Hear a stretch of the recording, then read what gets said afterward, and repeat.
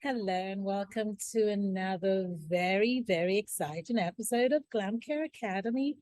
I have with me today someone I'm really so excited about. And incidentally, that's a good thing.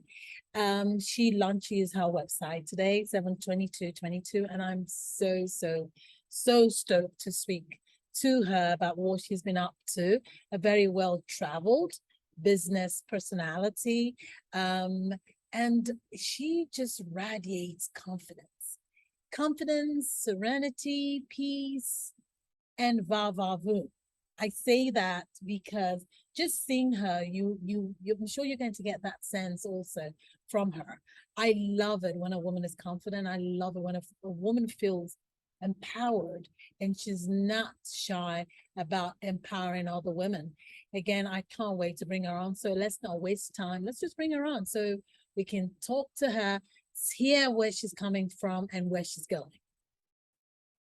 Hey guys, I am so excited. Of course, you all know I already talked about who I have on today, but I'm really so excited to have her here with me, ready to talk about all the wonderful things she's into. And I'm talking about Miss Mya James. I mean, she is so gorgeous, such a goddess. I love her, and I'm so honored that she's here on my channel, GlamCare Academy. Hi, Miss James. How Good are you? morning, good morning, good morning. What is going on? You know what? We've slid into the afternoon. You and I have been together since the morning. We've now slid into the Good afternoon. afternoon. Yes. So today you launched your website, Claim Beauty Wellness. Wellness, absolutely. So today is claim day. When I say I am so excited about claim because it's been a long time coming. It's taken so much trial and error and ingenuity. That's what I want to say. I don't want to say hard work because everybody does hard work. But definitely I had to like mess up a few times and say, oh, I don't like the way that looks. And then say, okay, use this or use this to get to the answer with claim. So it's really dope. Claim Beauty Wellness is definitely I feel like the innovation within the whole self-care genre that we're going through now. So why claim? What informed your Now, choice you know of that? what? Yeah. Now that's different. I thought of the name claim like it just popped in my head. And I wrote it down and I drew a couple of pictures, but I actually agreed upon a different name that's in Tree, which Tree is the language spoken in Ghana. It's a really pretty word for body in their Yes. language. So I initially thought, oh, okay, the company should be named this name. But claim just kept coming back, kept coming back, kept coming back. So finally, I told the graphic designer, um, make me a couple of like logo sketches and a couple of mock-ups with this name. I think I want to do a body care company with this name. And then I do these sessions where, let's say I have an idea. I don't write about the idea. I write about what the idea means to me. Hmm. So once I did, because what happens is you say, I want a body care company. I want to sell body scrubs. I want to sell body oils. I want, it to be healing and nourishing, or the word that everybody loves, buzzword, luxury. When you do that, it's like, okay, but what's the intention behind it? Why? Why? You want to make money? You want your mama to be happy? You want to be in Walmart? Okay, what's the real idea? Like what is the real feeling behind you wanting to do that? Because if you cannot pinpoint your intention, you won't be successful because you won't be convincing. Mm-hmm. I'll hear Yeah. you, but girl, whatever. Everybody's selling body scrub. Everybody's selling body oil, whatever. Mm-hmm. When you speak intention, when you write down the idea of, or what I did, I sat down and I wrote down claim and I said, you know what? Everybody gets a lot of my time. I feel like skincare and when I take a shower and when I'm doing my little beauty treatments at night, that's the only little time I can claim to myself. That's the only little time that I can literally say, I claim myself, I claim my body, this is mine and I love it and I enjoy it. When I started having those little sentences about claim, the name stuck over and over and over. So then I went back to the graphic design guy, and now I'm feeling more convicted. So I write the word claim, and I put like a long I forgot what that's called when you put the little hyphen over the A to give the enunciation Give of the it, word, yeah. how you Okay. pronounce it. I started doing that a lot because since I'm a teacher all over the world, I'm speaking in all these different languages and saying all these different words. So I have to tell people how to say each word. So even though I launched a brand in America, I definitely have friends in Africa, in Australia, in Asia Oh, that wow. are going to see the word, know the word, but not always how to pronounce it. So I always kind of, but when I did that, the graphic designer just thought, I was telling him how to say it because my graphic designer is Ghanaian. I was telling him how to just like say it properly, but he thought it was the design. So when he did it and he brought it back, I was like, oh, that. So once I seen like the little logo, it just made me even more like, this is Oh, pretty. yeah. I like this, but that was really it. The word claim just when I really, really sat down and thought about it, I was like, God, how much of our own time do we claim in a day? How much is your time? It's not much. Yeah, I love that because when I see your posts on Facebook, and it's all about claiming back your time, your calm, your energy. It's like claiming for yourself. And I'm like, I really like that. And I'm sure she probably put a lot of thought into that name. So I'm glad you're sharing that with us. But one thing also I want to know, and I'm sure my viewers also would love to know, is how did your journey start? Has it always been in body care and in this industry? I mean, tell us how I you think got I started. think it's always been beauty. Of course, I experimented in other things. My grandmother wanted me to be a nurse, all these different things. But I think I've always been really creative. I can paint, I can sculpt. I'm really into artists, art history, all these different things, architecture. So I've always been an artist. And then beauty gave me self expression. So Mm, when I was younger, that was always the case. So of course, when I went into my adulthood, beauty gave me an outlet to not only be expressive but to also make money. I was a teen mother. I had a baby when I was a teenager and I needed to support myself. Even though I made the premature, choice of having a baby, I definitely tried to accept the responsibility with like courageousness. Like, okay, I made this decision. I'm raising a child. What can I do now? How can I lift myself up? How can I be positive? How can I continue on? So my mom really, really supported me continuing my education. I really, I can never thank her enough. And then from there, vocational education helped me care for myself. So even though I have extensive education, I've been an advocate for vocational training so much because we push go to college, go to this, go to that. But some people do not have the tuition money for college. That does not mean that you shouldn't give up on expanding your knowledge in the world and of the world. Definitely. You can go for vocational training. You can go for technical training. Look at the industries that are top industries now: medicine, technology, and infrastructure, which two of those are vocational training trades. So I'm a strong advocate for vocational training. So that led me into beauty. I kept getting more and more certificates in beauty, raising my son. Um, Also, unfortunately, in my early 20s, I developed a rare cancer. So at that time, I had to scale back on working.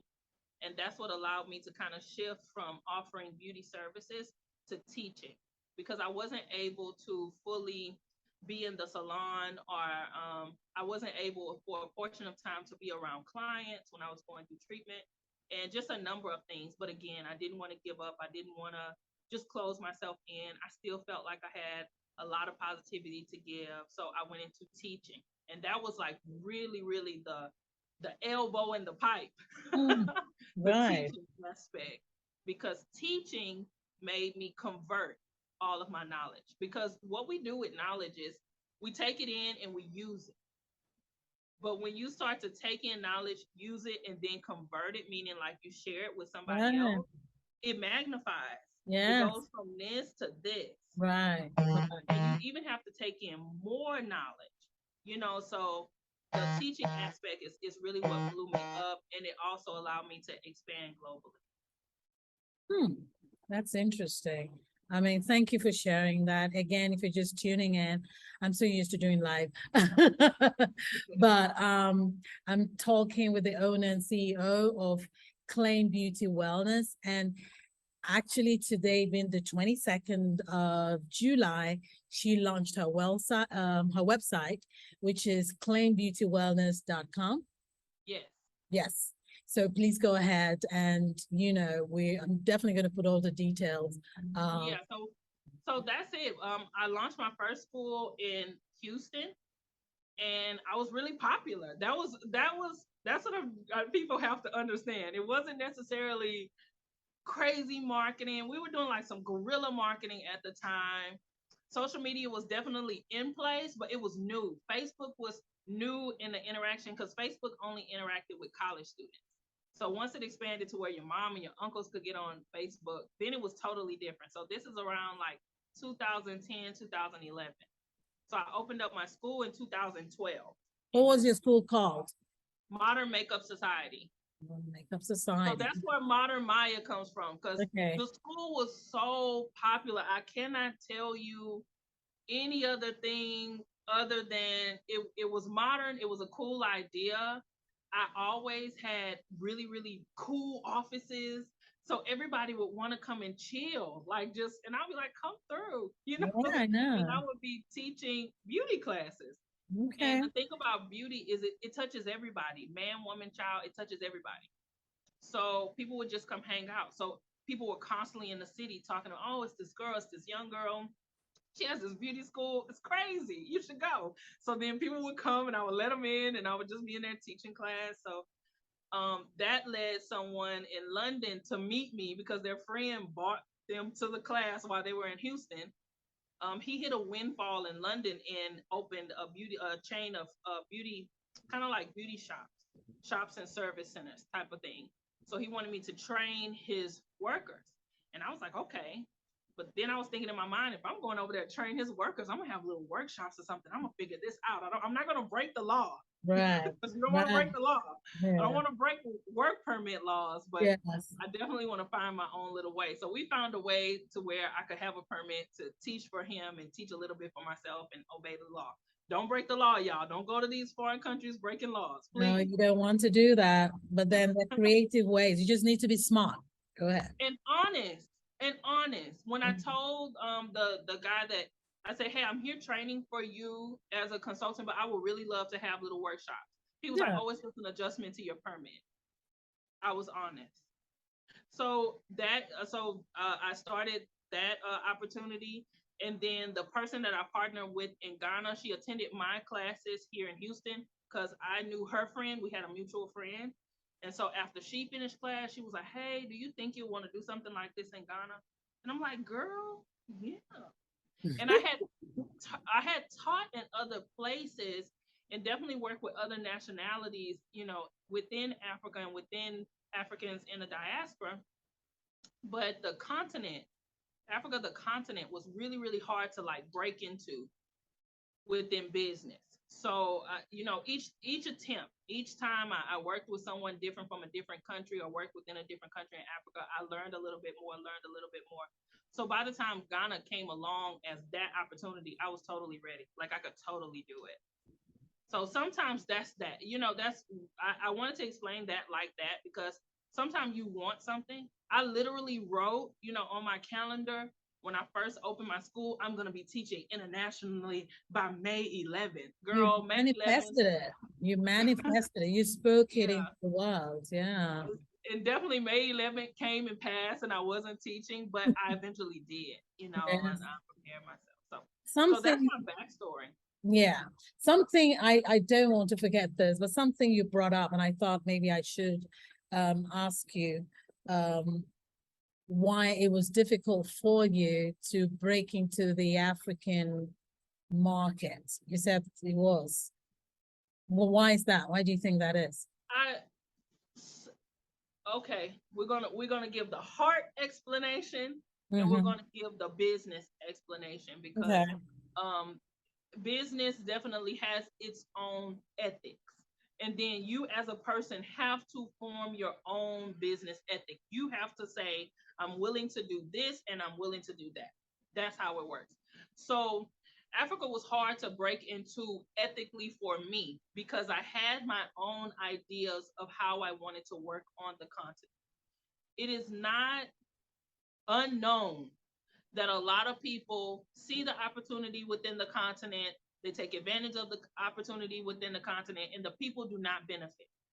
For a continent to still be commodity rich, mineral rich, natural resource rich, and the people are not rich, that's the conversation. I don't have to expand a lot on it. So I formed within myself, whatever I do on the continent, I wanted to benefit the people. I want to employ people where I'm working. I want to train. That's a big one. Girl, look at my eyeballs. I'm Mm-hmm. very diplomatic the way I respond to stuff, but I'm very like convicted too. I want to train people. I don't want to bring my own people. I want to train people there to do what I'm doing. I want to give my knowledge to them. Yeah. But then I also want to benefit the people on the ground. I want to buy local, all that kind of stuff.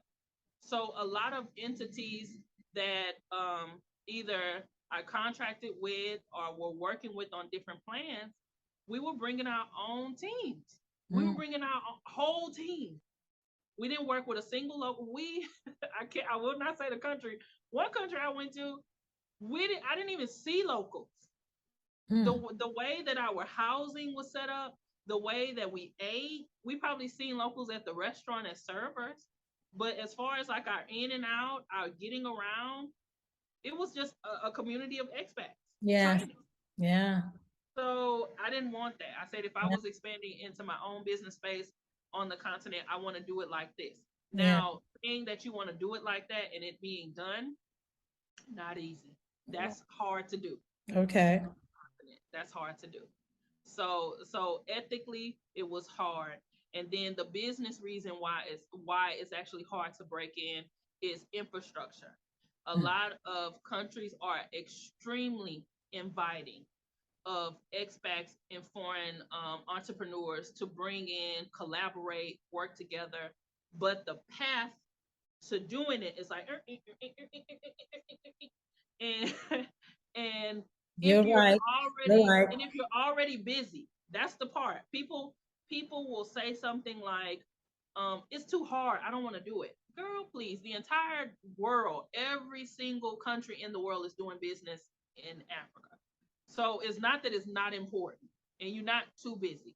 But if you are busy and if you're already cultivating or doing something or your schedule is already full and the pathway to the collaboration isn't straight on, or it takes longer than projected, or materials associated haven't arrived, the people haven't arrived, what one end was supposed to give hasn't arrived, then Yeah. you miss your window sometimes. Right. Right. Yeah, I understand exactly what you're It's saying. all love though. I totally I understand what you're saying. I think, and that's therein lies the challenge in trying to collaborate with businesses, outside of the United States and in other places, going to Africa. Yeah, it's the whole the path to making it work, like you said. It's like yes, Yeah, when you did it's that, not. I got that. But to add some positivity, because we are putting this out as a video to add positivity. Hmm. Um, the internet and the way that we're so connected as a planet has produced more connectivity Of on course. the continent, and Oh I'm yeah. really happy about that. Of I course. watched the documentary. I didn't hear you. No, I said of course. Yes, Yeah, it's getting better. I mean, the world is a global village now. So it yeah. is. So Mhm. I watched the documentary long time ago, and girl, I'm so like I say, I'm very diplomatic when I have to answer, but on my inside, I'm like, ugh. But I watched the documentary, and it talked about you could send a package to London faster and quicker than like sending a package from Accra to Togo. And it's very true. And at first when I seen it, I was like, and for viewers watching, let's say Togo is like me sending a package from myself to you. That's from Houston To to Ohio. Ohio. So Yeah. that's like Accra to Togo. So the documentary was saying that I could get a package faster to London than I could to Ohio. And in some places in Africa, it's very much like that because the connectivity between countries is different. So now people are becoming more connected. So countries are becoming more connected. With countries becoming more connected, then infrastructure, information sharing, all that stuff becomes connected. So like with little collaborations that I do in Ghana, we figure out the beginning and we figure out the end. And somebody becomes the duty person for the beginning and somebody becomes the duty person for the end. And then we fill in all the little matches in between. And then we light and we're on fire. So it's working. It's happening. Because at first you couldn't even get a beginning and an end. So I'm really happy about that. Yeah, once there's a structure in place and there is, follow up, it works. The thing is, again, different cultures come to play, like you said, the connectivity and Yeah. all that. So, but I'm glad. I'm also curious why Ghana, though, out of. Definitely Ghana chose me 100,000%. 100,000%. But to say just Ghana, absolutely not. I love the continent of Africa. I love South Africa. If I could live and I love Houston, girl. I love Houston, Texas. I know right now the devil is standing outside because it's so hot. It's so But I hot. love Houston. And baby, if I tell you I love Texas, I am a Texas girl to my heart. But if I could like live anywhere, because I don't feel like I live in Ghana. I have a house in Ghana and I'm there all the time. I enjoy it, so maybe it's like second.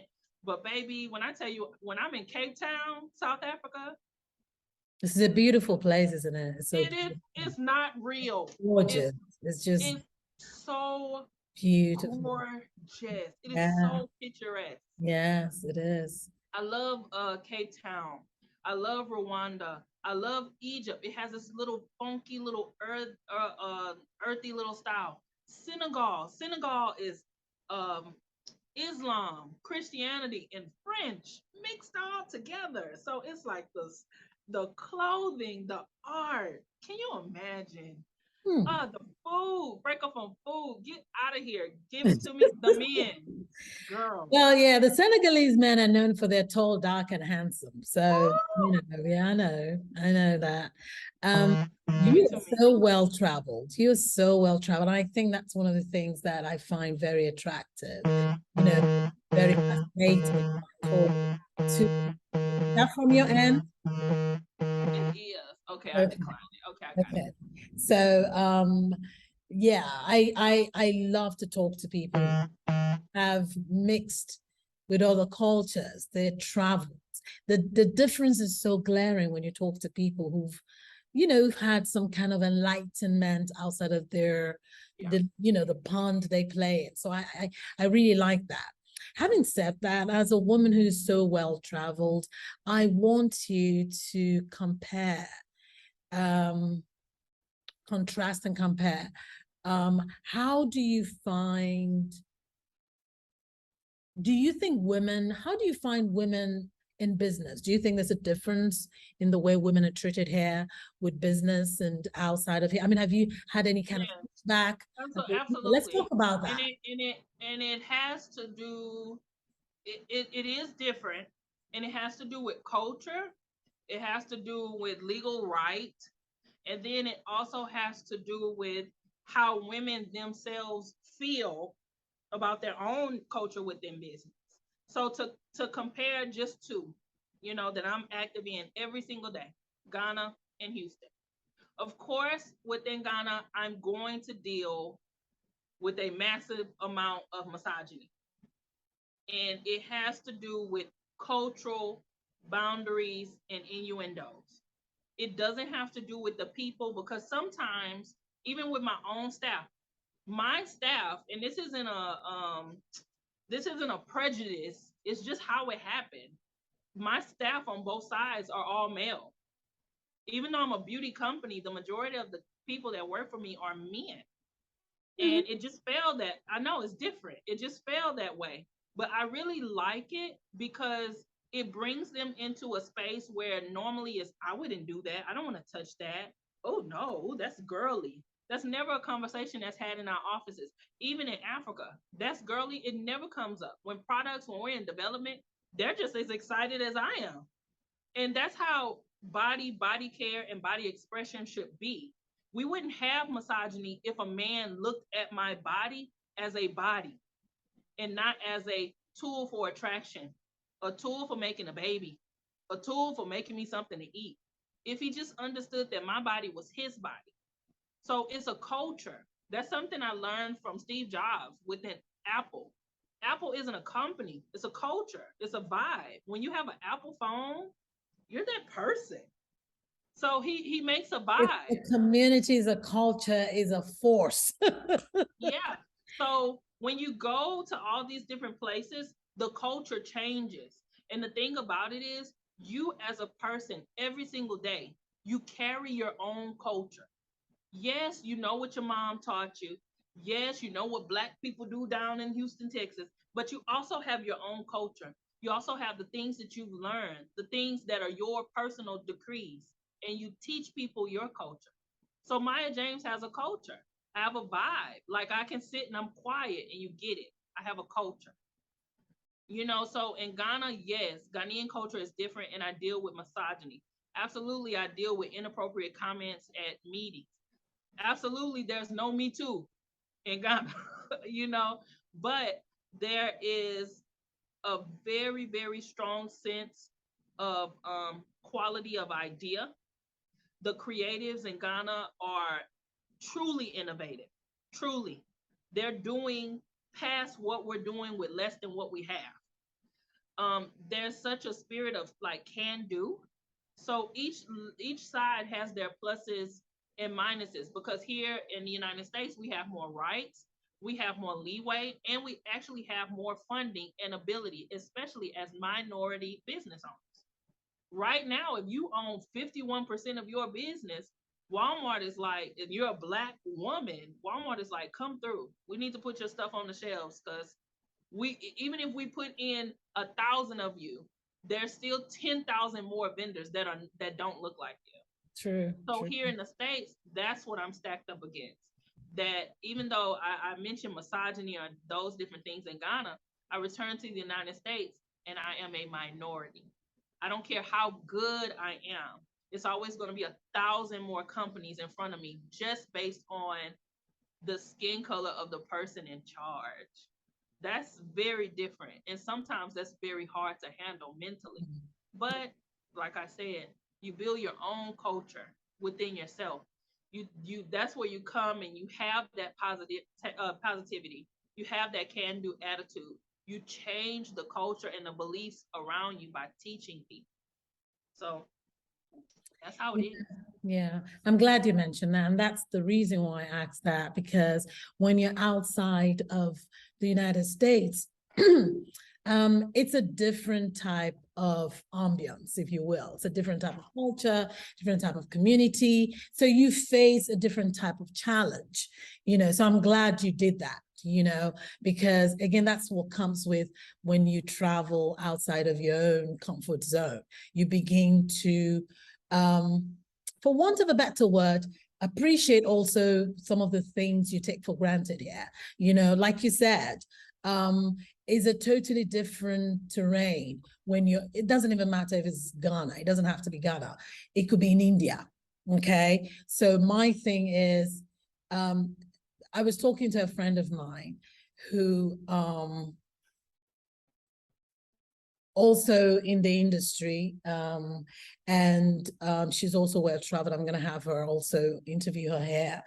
And she said the thing is, one of the things it's a totally different type of challenge here, because like you said, when you come in here, you are in the minority. It's a different type of fight.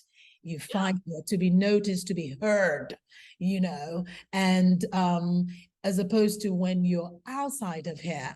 Now, it's interesting in that I've also talked to others who feel, let me ask you this before I say that. So would you, if you had to choose, if you had to pick, and I think you already talked about that, if you had to pick and you can live here in the United States, or you have the option to, would you? If I had to not stay in the States and stay somewhere else, Be Cape Town. I would stay in Cape Town. But no, I would most likely first place somewhere in West Africa, second place somewhere in East Africa. Believe it or not, I love South Africa, but built a house in Ghana. So how did it happen? Some of the cultural relations in Africa is what I mean in South Africa is what kept me from South Africa. In the United States, I'm a Black girl. I'm from Texas. If anybody knows anything about African American history, and that's something I promote to my African friends in Africa, please learn about African American history because it gives you more insight and it gives you more patience and understanding towards African Americans, and not just slavery, not just throwing a word around diaspora and y'all don't even know what it means. No, like literally our history, post-slavery, civil rights, Jim Crow, um, the um, the 80s, Reaganomics. I mean, all of that, affirmative action. Really study how Black people uh, really had to move throughout the United States. So South Africa definitely gives me American vibes in Africa. Like you're definitely dealing with entitled Right. people of a certain color. Oh, So I yeah. was like, I can't do that. I want to do something different. So Right. definitely West Africa, even with a lack of certain infrastructures, it's still a vibe. It's still a really good vibe, and I really, really love it. And then aside from that, East Africa is really trying to establish itself and really, really becoming innovative in manufacturing. That's really what's going on in East Africa. They're really forming industry like crazy, and it's owned by Africans. So let's get it. Like I'm really Yes, excited about that. it is. I totally, and there's a reason why I'm asking you this. The person that I'm going to have, I was asking, is she, you in Ghana, she's in South Africa, and she's like, you know what, Amy, I would rather um, be in my America, than have to.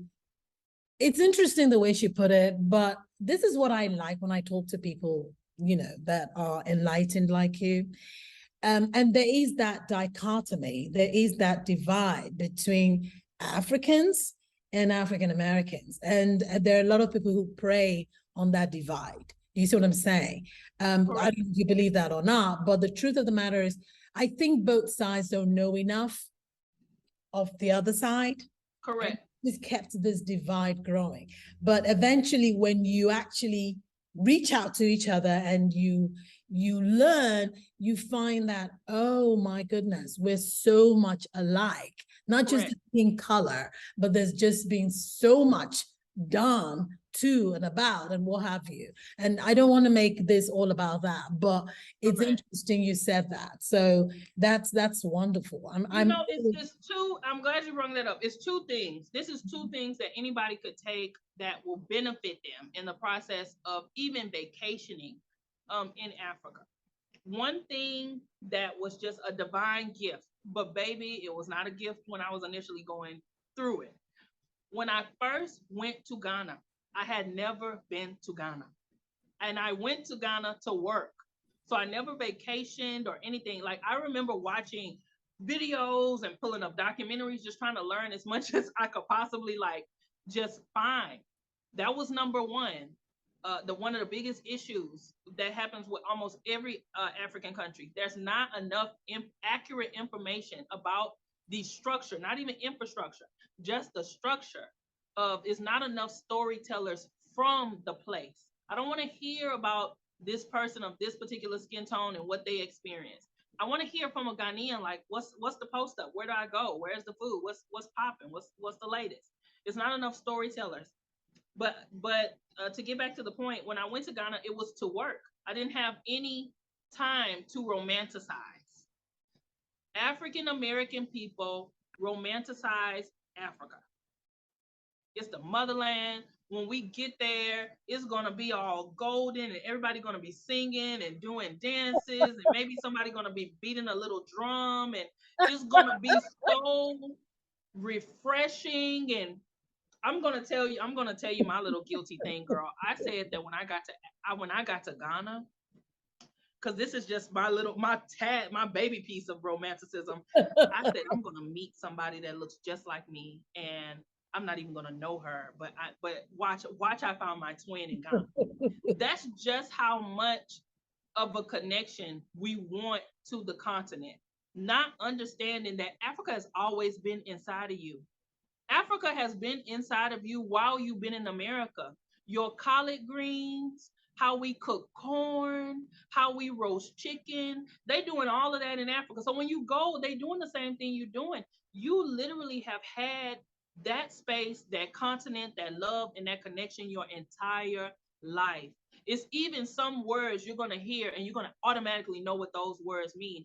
I remember the first time I went to a Ghanaian funeral, and a king came because the funeral was for a lawyer, a very prominent person. So some kings came and they sat down. And I remember I was with my business partner. I tapped her like, "Girl, those are kings." And she was like, "Okay, Maya, calm down." Because up until then, the only place I had seen them was in the museum. But I was more hype because I was like, man, these kings look like rappers. They got on their chains, they got on their rings, and here we're made to feel like our hip hop culture, the way that we're vibrant, even me, the way that people say I'm ghetto fab or I'm bling bling, we're made to feel like that's a bad thing. But when you go to Africa and you actually meet your extended cousins, your extended uncles, you actually see the king, and he wear more gold than any rapper It you've ever empowers seen. you. Yeah, it empowers you. And I find So much, that where it so much. empowers you, it gives you that sense of belonging. It gives you that sense of pride. And Yes. the things that you were made to feel, like not you good see about. you see You, your yeah, origin.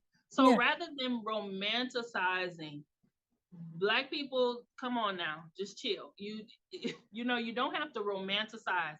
What you want to do is go there and meet people as they are and experience their way. That was one of the best things I could have ever done in Ghana. I didn't have time to vacation in Ghana. I didn't have time to see any other way. I could only see the Ghanaian way of cooking, of driving, of eating, of this, of that. And it's not necessarily a village experience all the time, but I was able to see a woman my age with two kids. I was able to see the college student. I was able to see how toddlers go to preschool. I was able to see everyday life, and it made me very calm and very cool, and just like really connected not only to the people but to the soil. And then I was able to learn their history. I was able to learn about the Ashanti kingdom in Ghana. I was able to learn about female warriors. We're about to see a whole movie. I know, But the woman king. I cannot wait. I know I'm excited Balance. too. But I got to read the history on my own. And Yeah. that's why I don't like to ask you to do something that I don't advocate for. So if I haven't read your history, I'm not going to ask you to read my history. And I've not only studied the history of West Africa, but lots of African kingdoms, just so that I can learn where Yeah. y'all came from to where y'all are now. Yeah. So romanticizing Africa is just like any relationship you over romanticize. When you Right. get there and it's not what you thought, you're going to feel like they doing me wrong. Everybody's so mean. It's like, girl, please. You just thought you was gonna come here and find your Prince Charming, and you didn't. Now what? Okay. So we've talked about your journeys and your experience in Africa, and that's beautiful. Let's talk Yeah, about Claim Beauty Wellness. What is it going to be known for? Or what is it known for? What is your passion? definitely 100% Claim is going to be known for the community. I don't know if you noticed, like my launch has been like really quiet and calm. I haven't been like, everybody go shop. Oh, I'm gonna sell out in 5 minutes. You know, it's been a very like easing into the situation. That's one strategic, and it's two extremely purposeful. Uh, the whole like we sold out in 5 minutes type of marketing and what we call FOMO, fear of missing out, that was started with the Kardashians. Once the Kardashians entered the beauty space, that's the thing that they did. That was Kris Jenner in her genius mind. She created FOMO in the beauty space. Kris Jenner did that. I will quote myself as saying that Kris Jenner invented FOMO in beauty space. It did not exist before her. So, but what fear of missing out does is it makes a person detached from their thinking, from how they feel. They just need to hurry up and get it to have it. I didn't want Claim to have that type of thing. I want you to be connected to your beauty, to taking care of your skin, to knowing more about your body. Also, COVID. COVID woke up a lot of people reading ingredients, understanding what's inside of products, and really researching what's organic, what's not organic, who's black owned, who's not black owned. Your consumer became extremely intelligent during that little year we sat in the house. So beauty companies, we had to muscle up. That's why you've seen so many beauty companies go out of business, because it's no coming back sometimes when your consumer's eyes are fully open. So Claim is just a blend of beauty products, technology, and wellness. Beauty products because we're always going to need beauty products to improve our skin, to take care of our bodies, and to look great. Technology because we as a globe need to start using renewable things. We have to start cutting back on the amount of waste and trash we produce. Beauty industry is the number one polluting industry, like as far as physical goods in the world. We produce a lot of trash. And then wellness because girl, we not well. We deal with a lot. So incorporating an aspect of wellness into your skincare allows you to practice wellness every day instead of when you can. It reminds you to practice it every single day, in which you definitely should.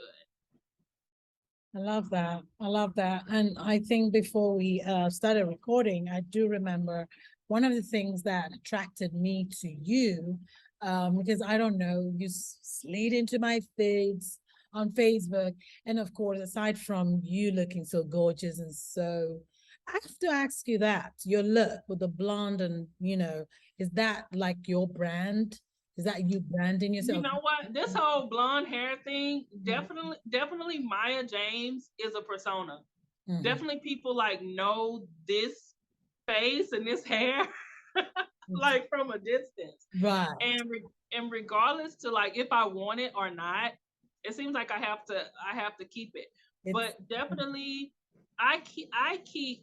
um I keep my blonde hair and the way I look, my lashes and everything, because if I can just be truly transparent, this is the way that I look is something that's easily misunderstood. That's the best way to say it. It's easily misunderstood. I'm very much the person that I'm on live with you and I'm a CEO of a company. But if I walk through Walmart, I'm a ghetto girl. I'm a girl that probably doesn't even have a job because I got blonde hair and I'm wearing fake lashes. I probably got 6 or 7 or 13 kids and 15 baby fathers. It's something that's easily misunderstood as a stereotype. And as Black women excel in business, as Black women excel in media, we have to be our own storytellers about our lives. There are lots of stereotypes that are perpetuated about Black women, not only by people of other skin tones, but but also by Black men and other Black women. When I went to Ghana, uh-huh. one of the first stereotypes repeated to me was I said something. I received some food and the food was cold. I asked them, "Hey, could you warm this back up again? They warmed it, they brung it back. I said, oh, thank you. I really appreciate you. You did an excellent job. The person responded, oh, when I seen you, I thought you were going to be like basketball wives. You were going to throw a drink on me. I couldn't even be mad at the person because the same thing that I'm saying for African countries is the same thing that I'll say for myself. How many of us are telling our stories? How many of us are sharing our truths? So my blonde hair is my statement. Like I said, I grew up in the hip hop era. I wanted to have every single hairstyle that Mary J. Blige had. Mary J. Blige is currently blonde. I am blonde. I will be I'm blonde. blonde. I mean, I'm just not, I mean, my blonde, it sometimes it gets not as light as yours, but for me, it's something that I like. But me asking you that, it wasn't even because you don't come across as hood. Actually, no. But I that do being but understand. that would being said. I do understand some people will think that, but no, you come across as very well put together, very glamorous, and very, very elegant. So I don't know who where that, but I understand there are times when people want to put us in a box. I get that. Right. You Curtis. know, you know, I get that. I get that. And people will do that. But no, the reason why I was actually asking about your look was that was what attracted me. So I thought, oh, because I'm all about branding. I love branding.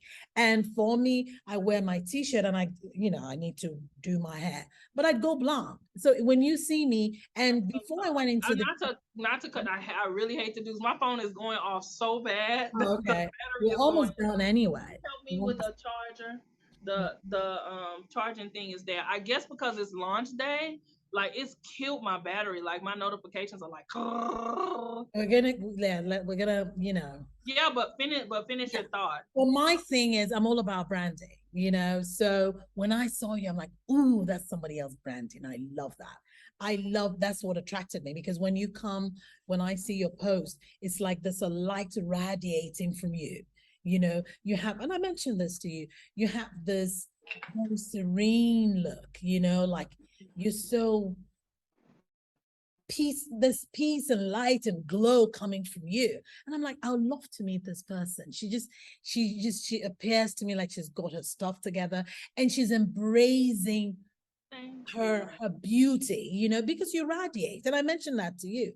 That was you're very arresting, in a very Yeah, positive. I mean, I definitely get that a lot, but to just honestly tell the truth, that's it. That if I took on the stereotype put on me, I wouldn't be able to develop my own culture. And I would take how I look personal, but I take it as expression. I take it as ability.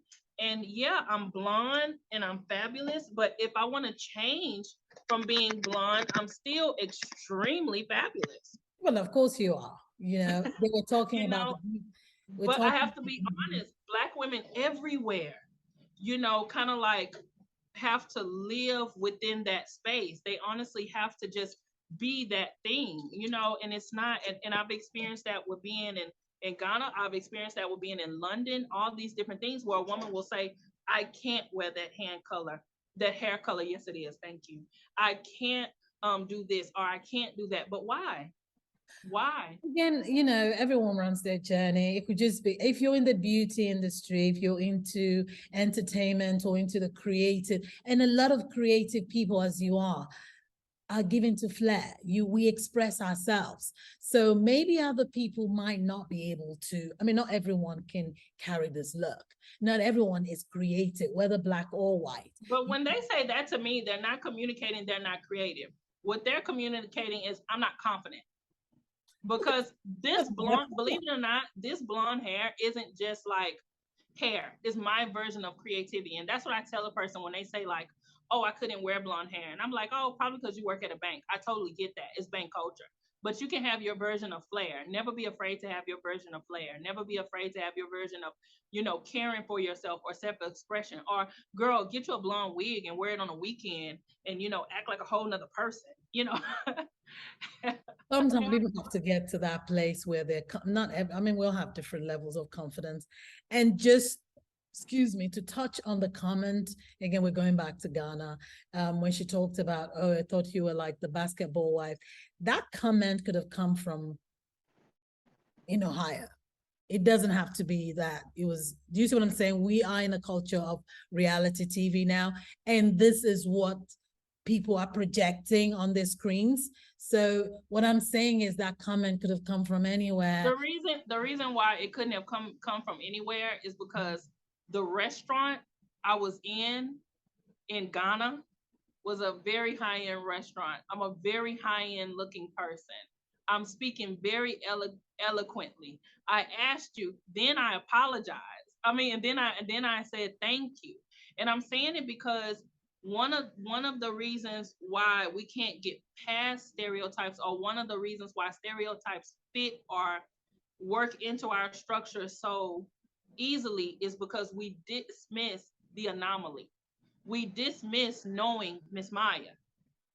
We dismiss that. We let basketball wives sink in as what black women look like and how black women act, but we dismiss that we had a black first lady. We dismiss that 56% of entrepreneurs in the United States are black female. We dismiss Stacey Abrams. We dismiss all of these phenomenal black women. And if I ask you to reference a black woman, the first person you'll reference is not Michelle Obama, but Beyonce, But an you know what? entertainer, or something like that. So But it you know what? does, it's just one of those things. Definitely the basket. I agree to a certain extent. The basketball wives comment could have happened in. It could have happened in India. It could have happened in here in Ohio. It could have happened in California. That's more interesting. It's sensational. You talked about Michelle Obama. Yeah, that's cool. We all love her, but it's boring to a lot of people. That doesn't. It's No, sensational. no. Get Yeah. me right there. When I say boring, you talk Yeah. about Stacey Abrams. Those things are not. I mean, we love them. Who doesn't love Michelle? Who doesn't love Stacey? Do you see what I'm saying? But Yeah. that's not what is projected to the world. Right. Do you see what I'm saying? People know basketball wives. Right. People know the reality TV. People know Nene Licks. Do you see Right. what I'm saying? Even they don't even have to be black. You could be Indian, you could be Arab, and they're like, oh yeah, we remember, hip hop, Atlanta. You know what I mean? That's what's projected to the world. And when you come to a space as an African American, they're like, because again, that's how they see America. Okay, that's how they see the African American. And I'm just telling you this. That's how it's projected to the other part of the world. Yeah. So it's just like they meet African American men and they think, well, they should be playing basketball or football. Do you see what I'm Yeah. saying? Or they should be rap artists.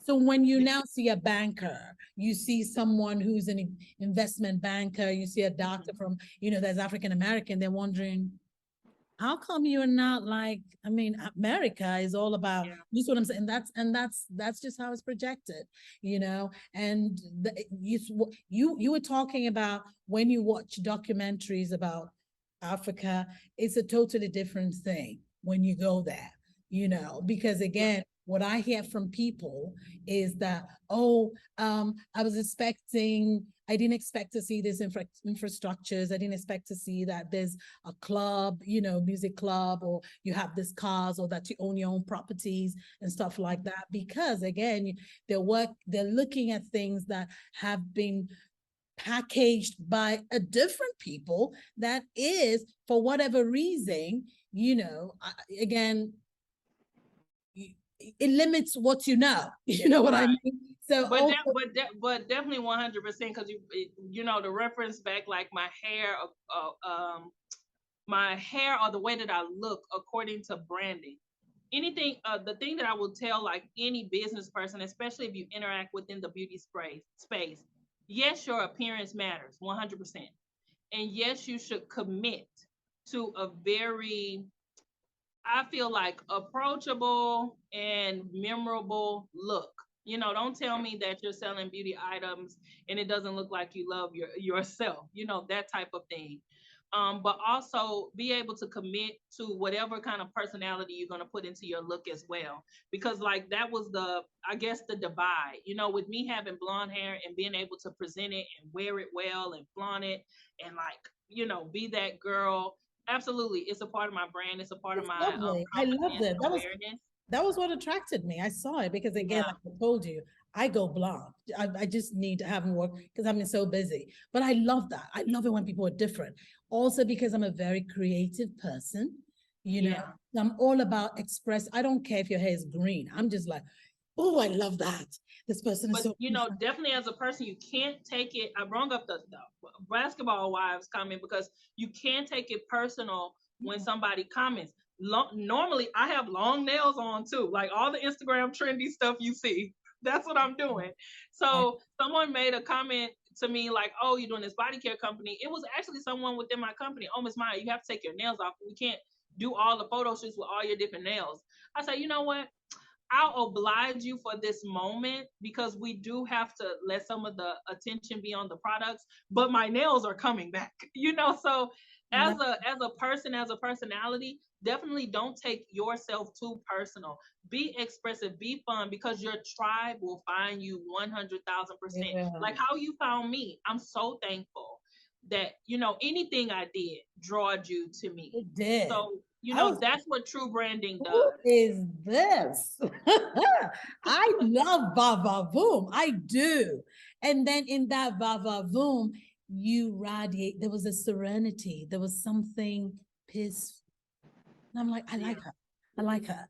So you know what? Thank you so much. How can we find you? Because I need my audience to know that your contacts, your info on So social definitely media. 100%. Because you know what, this was really good. I have to first, like, before I even just throw that out there, I have to just thank you for this type of conversation because it's definitely what I'm about. People feel like beauty is just the product. It's the person. This is the The person. person connects to the product first. Oh, is And the once you get to know a person's story and what they're capable of and what brought them to an idea, it brings you closer to understanding more about yourself. So thank you so much. person. You're Let me throw welcome. that before anything, for even having me and having this kind of discussion about beauty, about travel, about everything. I've enjoyed it. It's you. But It's about you. People get your products or your services or whatever you're selling, even if it's just teaching, because of you. You're the person. mm, You are your product. You are your brand. yeah, There's so many brands out there, but like you said, your tribe, your person will find you. So how do we absolutely. get in touch with you? What are your social? Okay, so you can follow Claim Beauty Wellness, and of course, claim is spelled just like you spell the word because we're claiming our bodies, we're claiming our spirits, we're claiming our minds. So it's Claim Beauty Wellness on all platforms. That's on Instagram, that's on Twitter, that's on Facebook. It's Claim Beauty Wellness, and then you can go and click onto the website www.claimbeautywellness.com. We made it really, really easy. It's the same name everywhere. Claim Beauty Wellness. Our first collection, which is called Bamboo. I'm just so excited. I have to slow down. Okay, so Bamboo Pampuro, which Pampuro is the tree word for bamboo. And we're going to do that with each collection. We'll introduce different words for different countries. We do have a Nigerian dialect word coming through. It's sexy too. So I can't wait for you to see that. So we're introducing different words from different languages that mean different things or different parts of the body. So that's really cool as well. Bamboo is a very, very cool botanical in nature. So we wanted to introduce it into our first collection. It has a really high regenerative property, hydrating property, restorative property. It helps heal skin and all that kind of stuff. We deal with serum science, so we develop lots of serums because we look young now and we want to stay looking young. And serum is definitely the way to go. It's one of those products that works from a younger age all the way up into advanced years. So that's why we deal with serum science. And we got a lot of tech. So follow us on social media because those are the spaces where I'll be teaching. Also, you can sign up for our mailing list on the website because we call them the C Dub because that's just what we just been calling our subscribers, little C Dubs. We're going to have like little private workshops. where I'm going to show you how to mix and match things and, how to create your own recipes. I'm a person that goes from Ghana to China to London to Houston. All of those places have different weather, and my skin gets funky and it acts all crazy. So, okay, how do you fix your skincare to fit in? I'm going to show you. As well as I have PCOS, which is polycystic ovarian syndrome. I struggle. I struggle with acne. I struggle with facial hair. I struggle with weight gain, with face swelling, and different things like that due to the syndrome. It's nothing I can do, but it's tons of ways that I can treat my symptoms. I can soothe myself, and I can talk to my well being to get me through my tough times. So that's how we should interact with skincare. That's how we should interact with ourselves. We should claim more of our times. We should be more healing, caring, and sensitive towards ourselves, more patient towards ourselves.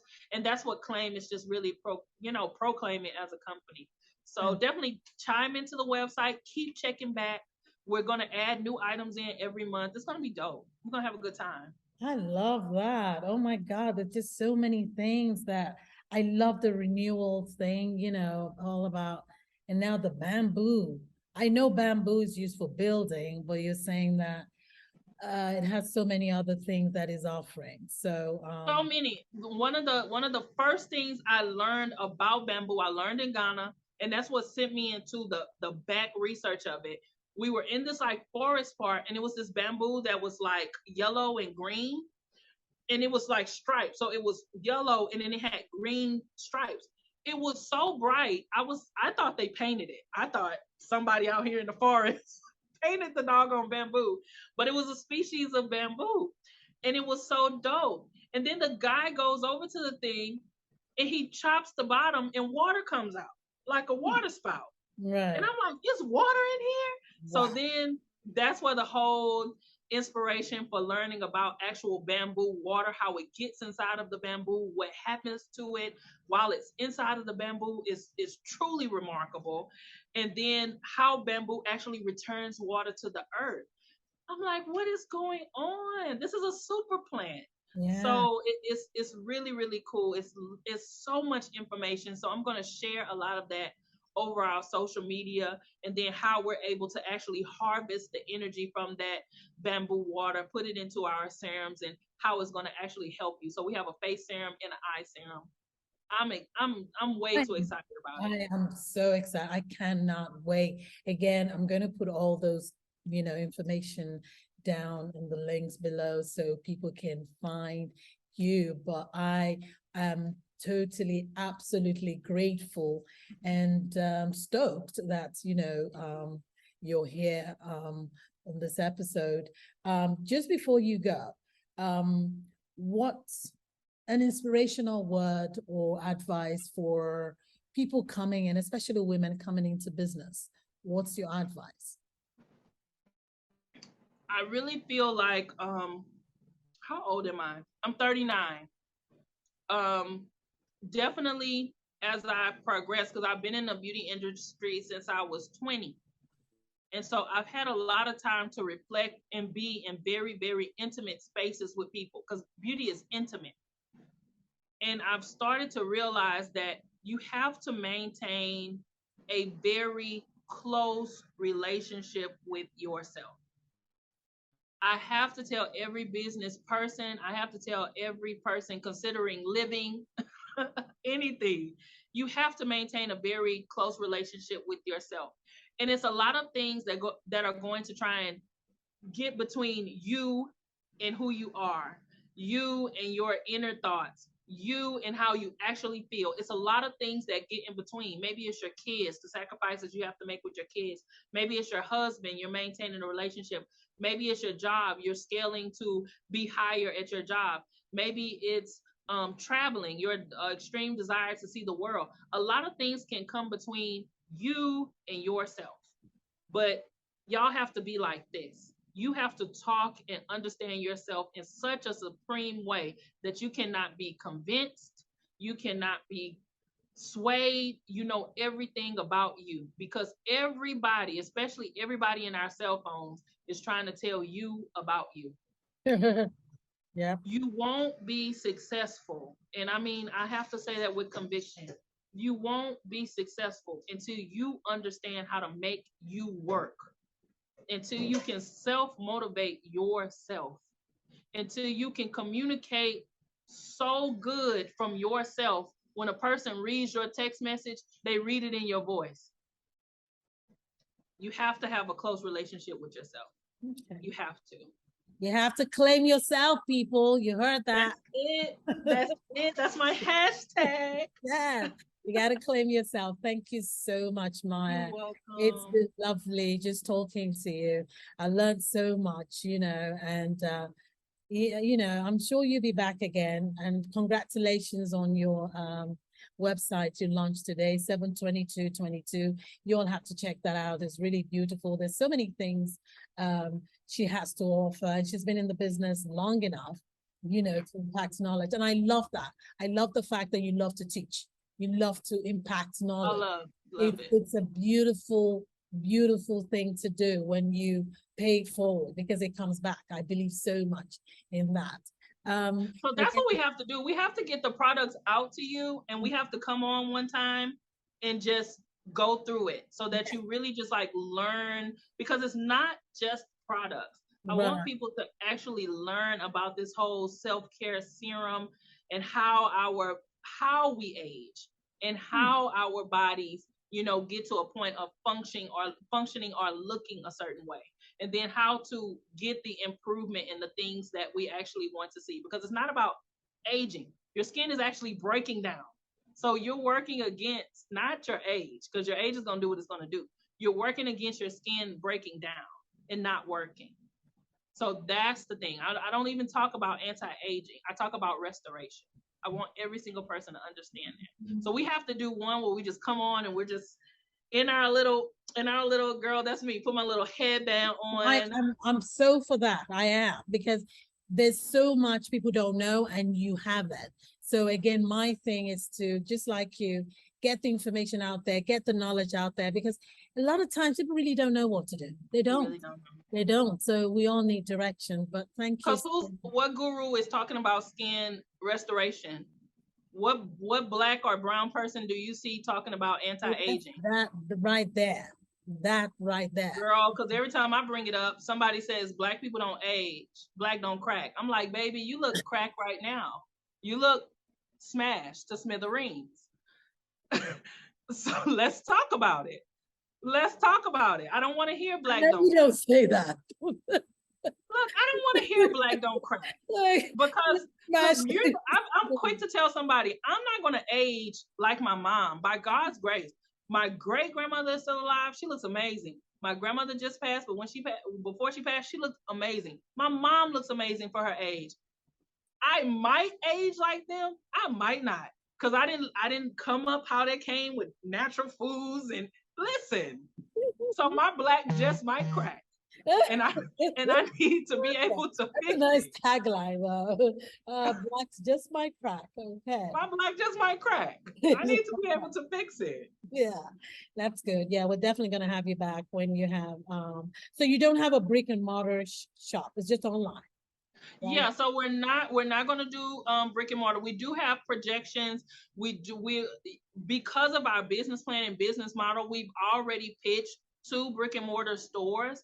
We're just, waiting for it's a lot of logistic within it now. Definitely as a Black business, Target wants you, Walmart wants you, Ulta wants you, all these stores want you. But you have to maintain your inventory. You have to have the proper insurances. You have to make sure that your paperwork is correct, meaning that you are majority owner, because the reason why they want you is on their paperwork. They have to say, we have X amount of Black people inside, so we're not racist. So, that's our ultimate goal, to be able to be in a few, so that it's more accessible where you stay. I love that, and good luck in doing all of that. I'm right behind you. I'm like, yay, I'm cheering you on. I love it. I love it. I love it, because, win for you is a win for us all. So I totally believe in that. And about time that, we have more diversity and inclusion, in the wellness, beauty, industry. We do. I It's totally. gonna be fun. It's gonna be fun. And Really- Africa has its own version of claim. It goes by a different name, and it's really special too. We developed them side by side, but it addresses a lot of the skincare concerns of the modern African woman, as well as I would say the thing that people think about but they don't talk about within skincare. Because what happens in Africa is a lot of the American brands go over into Africa, and it doesn't really address some of the concerns that people have. Shea butter, of course, doesn't fix everything, but it is a remarkable commodity. We tiptoe around skin bleaching. Everybody says they don't do it, they actually do it. No, it's nothing wrong with evening out your tone. I'm here to say that.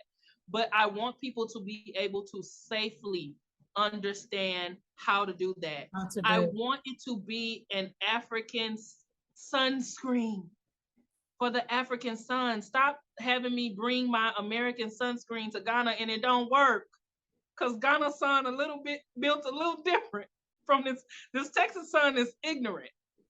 But that Ghana sun is up from 6 a.m. to 6 p.m. This Houston sun don't wake up till about 10 a.m. At 10 is woke. But baby, that Ghana sun is on you from 10 a.m. The Ghana sun is fully woke with its clothes and its shoes on at 10 a.m. I mean at 6 a.m. 6 And a.m. it is not taking off its shoes until 6 p.m. 6 You tell me what SPF I gotta have. Okay. See, that's good. That's why we So need. that's why we had to formulate a separate company for that. Because girl, Yeah. Ghana Sun will make you respect. You okay? That's lovely. Thank I've you. enjoyed so much. Thank you. I have. You know what? I've had so much fun. It's been such a blast. It's just I'm just blessed just to have you here. Thank you so much. No problem. And like I said, she's gonna be back. Okay, Miss Mya James, modern Mya James. I like that. Thank you. I like again. I love your brand. I do. I Thank do. you. It speaks, it's got energy, it's got serenity, and it's got va va voom. And I will buy that, take that any day. I love it. I love it. That confidence. Oh yeah. We all Let's should go. drive to be confident. I love it. I love it when people feel confident in in themselves, in their entity. Absolutely. I love it. It speaks to me and it attracts me. So anyway, thank you. And yeah, so we'll see you again. Like I said, she'll be back because she's got a lot to say and she's got more teaching to do. So we'll Yes. Thank you so much. you And everybody that's watching this, make sure you follow me, make sure you join so we can have a good time. You can be a part of the community. yes, we will. The Claim community. Okay. All right. Thank you. Thank Bye. you. Bye.